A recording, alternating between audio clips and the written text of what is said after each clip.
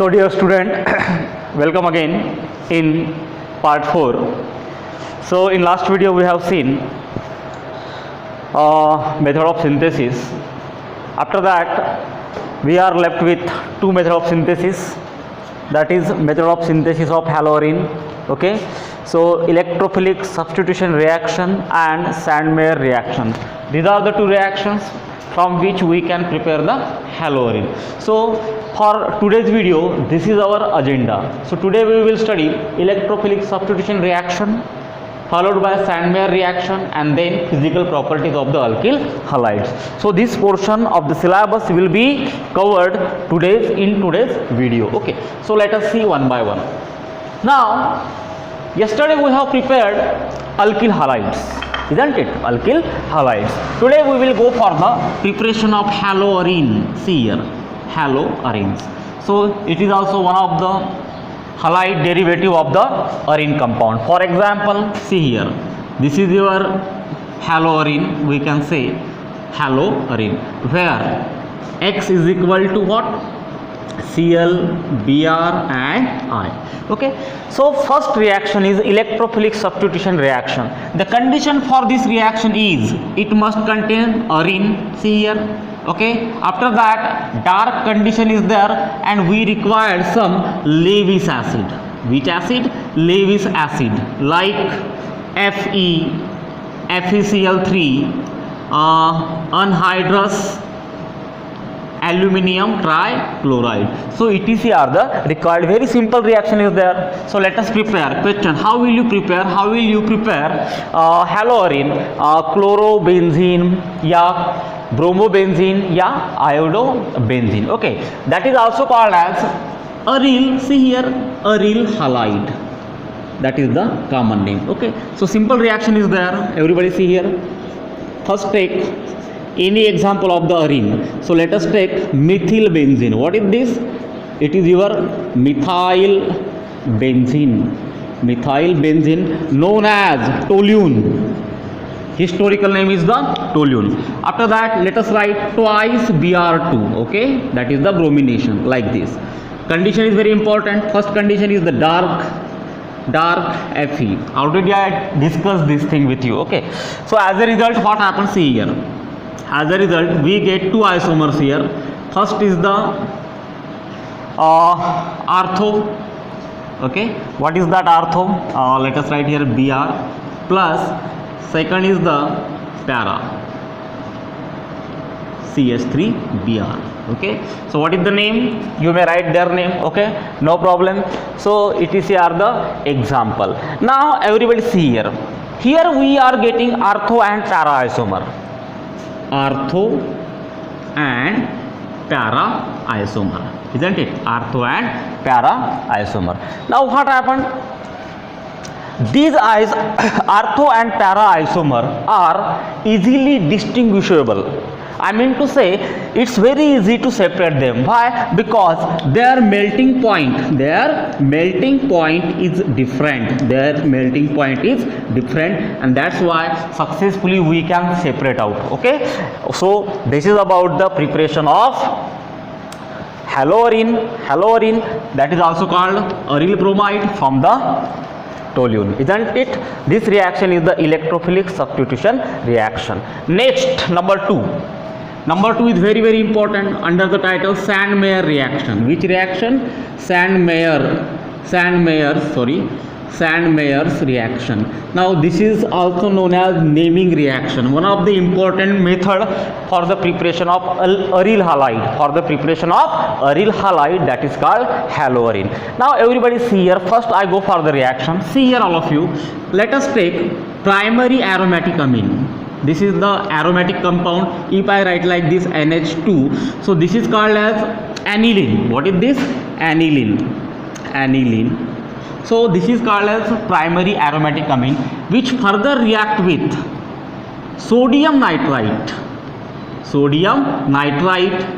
HCl. Okay, so this is the condition. Now what happens? See, here it is important or interesting to find what kind of intermediate product is there.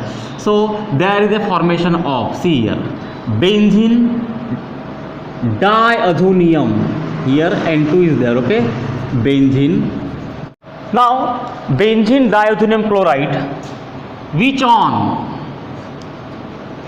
reaction with cuprous salt CuCl2, or you can take here what, Cu2Br2, there is a formation of aryl halide, okay, aryl halide. So in this way there is a reaction N2, isn't it? See here, so if we take here, it will be what, aryl chloride, that is called chlorobenzene, chlorobenzene. So I repeat, see here, when aniline react with sodium nitrite and HCl, there is a formation of benzene diazonium chloride, that is called diazonium salt. It is also called what, diazonium salt, isn't it? Diazonium salt.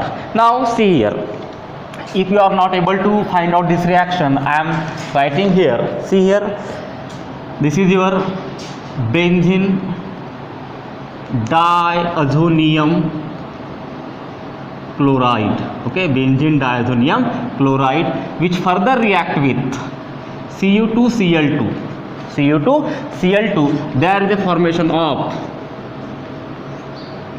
chlorobenzene, you may write here chlorobenzene, isn't it, plus N2 is liberated, isn't it, N2 is liberated, followed by, okay, so this is the formation of chlorobenzene. Now same reaction can be used for the preparation of bromobenzene also, that is also called what, Sandmeyer reactions, okay. So let us write directly, you have to start from here, but I am starting from that intermediate compound, what is that, salt, okay.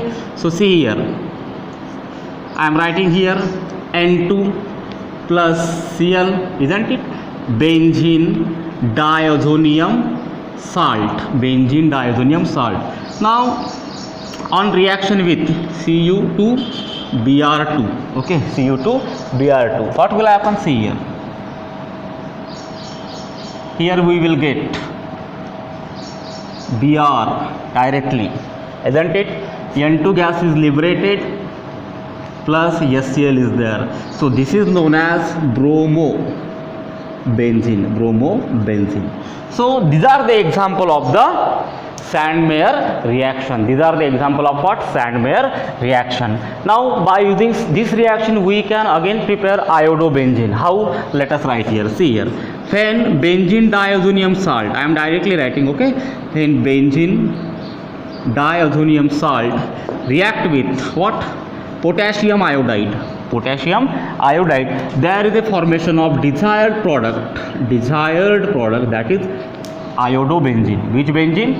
Iodobenzene, plus potassium chloride, plus N2 gas is liberated. So number 1, number 2, number 3, these are the examples of Sandmeyer reaction. In examination, question can be asked, write a short note on Sandmeyer reaction, simply you have to define and write the example. So etc is the, okay, etc is the detailed note on the Sandmeyer reaction.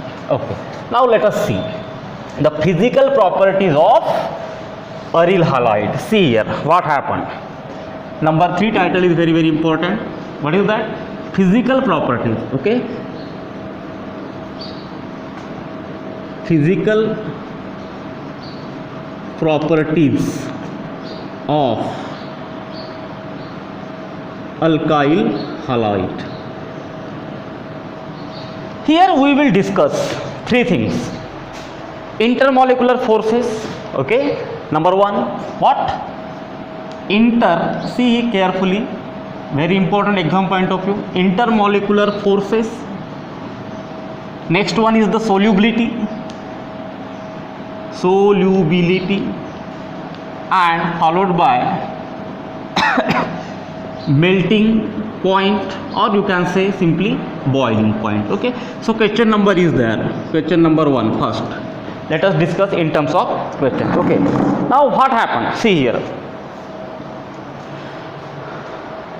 explain why alkyl halides are immiscible, okay, explain why alkyl halides are immiscible in water, that is the question. Now everybody see here, why Rx immiscible Immiscible means insoluble, not soluble in water. Simple question.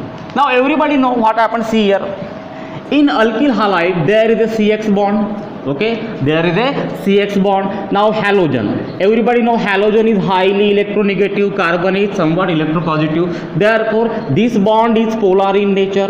Am I right? This bond is polar in nature. Therefore it should be actually what happened, being polar bond. Why polar bond? Because there is a more electronegativity difference between the carbon and halogen. Therefore CX bond in the alkyl halide is polar in nature, and that's why it should be soluble in water. Okay, but what happened, the requirement is that in order to soluble in the water, any reagent, any incoming reagent for the solubility purpose in water, it should be able to form a intermolecular hydrogen bond. Okay, and what happened, this CX bond, I mean to say alkyl halide is not able to form hydrogen bond, and that's why it is insoluble in the water. Another reason is there, the attraction between the alkyl halide molecule, between the two alkyl halide molecule is greater or more than that attraction in between the water plus alkyl halide. Okay, so whatever intermolecular force of attraction which is more in alkyl halide molecule as compared to water and alkyl halide molecule, and therefore the alkyl halides are entirely immiscible in the water. So that is the reason. Okay, so this is the first case. After that, second question is very, very important. See here, question number 2 here. CF bond, see here, CF bond in methyl fluoride is strongest than Ci bond in methyl iodide.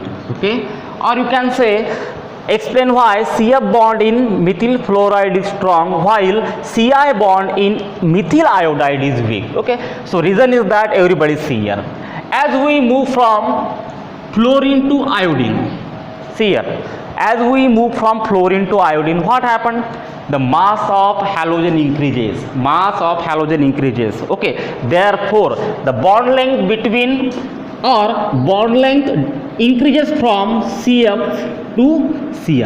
Exactly, because they are in periodic table position is like this, FCl Bri. As we move from top to bottom, what happens, size go on increasing. Therefore the distance between carbon and incoming halogen also increases. Okay, it is found to be the bond length, this is the shorter bond which is found to be 139 picometer, and this bond length is found to be 214 picometer. So it is clear that the length of Ci bond is more as compared to length of CF bond. And everybody know what happened, strong, see here, strong is inversely proportional to bond length. It does mean that, see this formula is, it does mean that more is the bond length, less is the strongness.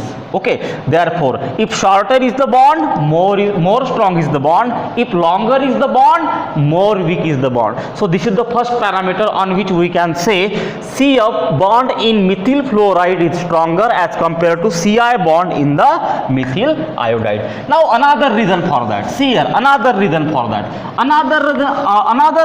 reason is that what happened, everybody see here, in CF case what happened, there is a greater overlap of 2sp3 hybrid orbital of carbon atom into the, see here, there is a greater overlap, the extent of overlap is greater of carbon, that is in terms of twice 2sp3 into the 2pz atomic orbital of the fluorine. Okay, so there is a simply, listen, don't be confused, there is a simple greater extent of overlapping of 2sp3 hybrid orbital of the carbon atom into the 2pz atomic orbital of the fluorine, and that's why this CF bond is in CH3F is stronger, while Ci bond in methyl iodide is the weaker. Now, okay, in this term, what happened in case of Ci? Everybody see here. Here, the extent of overlapping, that is twice sp3 hybrid orbital of carbon atom overlap with weak extent to that 5pz orbital of the iodide. Okay, so here overlapping, here see, here principal quantum number same, therefore extent of overlapping is very strong. But in this case what happened, 2sp3 of carbon and 5pz of iodine, and that's why that overlapping is not so fruitful, that overlapping is not so strong, and as a result of that the CF bond is very strong as compared to Ci bond. Okay, so that is the another reason. Next case we discuss here. So all this topic comes under the title of physical properties. Now we discuss. Again there is a question, explain why, see carefully what I am saying, explain why question, explain why methyl fluoride has less boiling point than, for 2 mark purpose this question can be asked, than methyl iodide. Okay, now everybody see here, very simple reason is there. Methyl fluoride has less boiling point than that of methyl iodide. What can be the reason? Everybody know. What happened? The size of, everybody see here, the size of fluorine is less than that of iodine. Okay, so what happened? as the size and atomic mass, as the size and atomic mass increases, boiling point also increases. Okay, boiling point also increases. The reason for is that as we move from top to bottom, what happened? Size increases, atomic mass increases, and because of this factor the magnitude of van der Waals force, see here, magnitude of van der Waals force also increases. Whatever van der Waals force of attraction is there, that also increases, and therefore CH3F has less boiling point than that of methyl iodide. Only one reason explained already here. Okay, next question is there, see here carefully. In next question we can discuss. Now take another pair which is far different than this case. Next question can be, see here, explain why isopropyl, see here, isopropyl bromide has less boiling point than N-propyl bromide. Okay, so we got another different pair, isn't it? See the question, explain why isopropyl bromide has less boiling point than N-propyl bromide. Now initially, before going to start explanation, let us discuss this thing. Okay, so what happens here, CH2Br. Now this is your isopropyl, okay, bromide.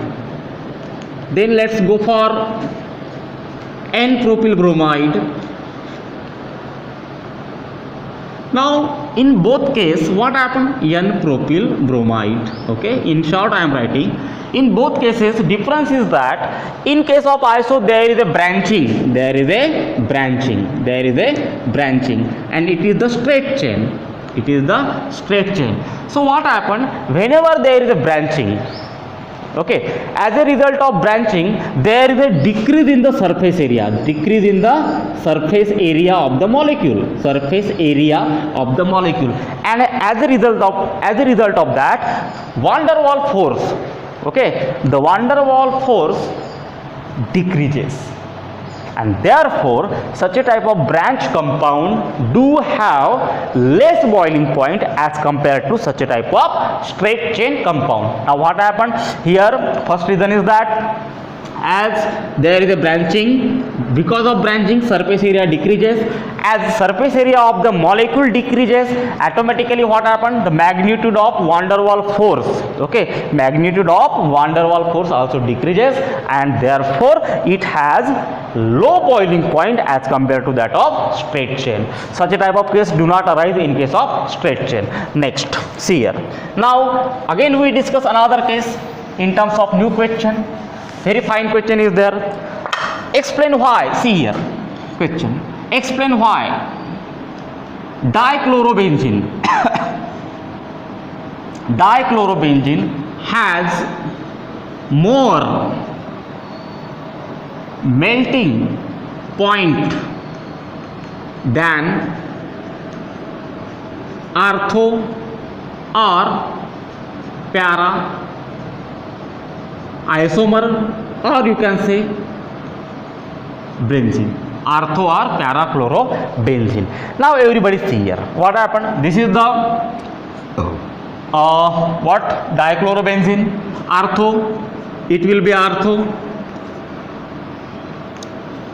okay, and it will be the sorry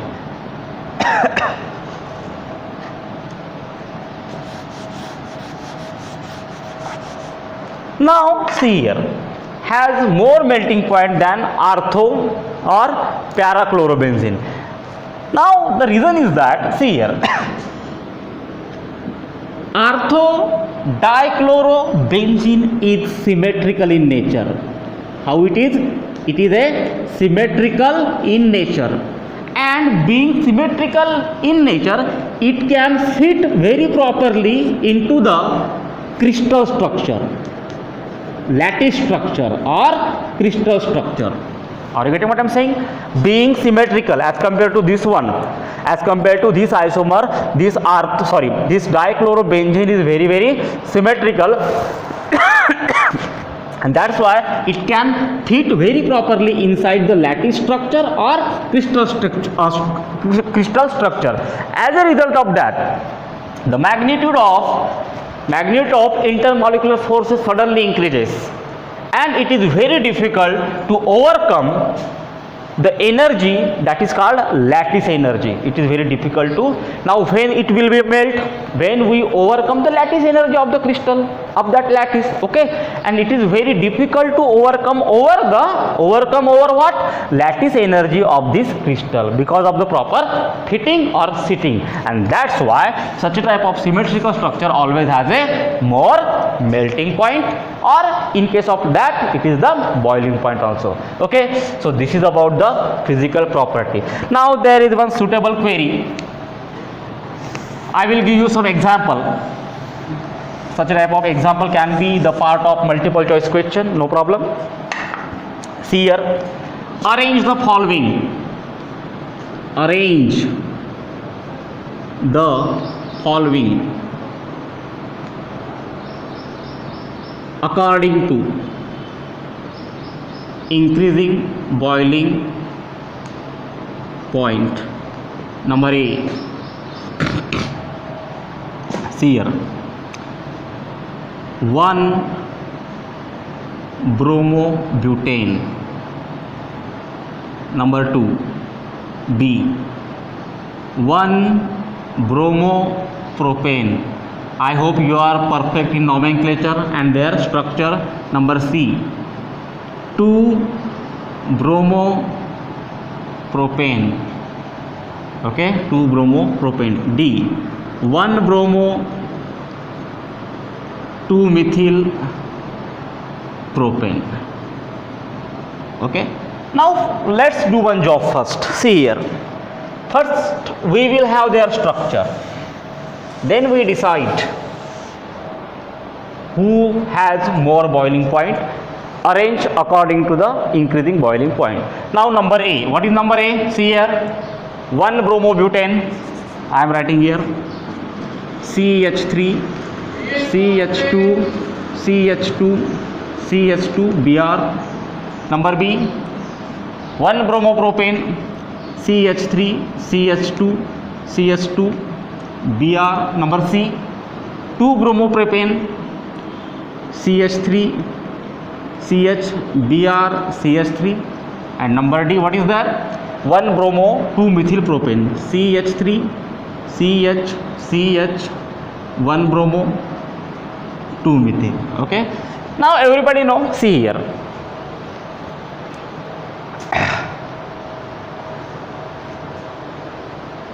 branch compound. Okay, now what happens here? This is extra branching here, therefore number D has very low boiling point, so it will be like this. After that there is a branching, so let us write C, isn't it?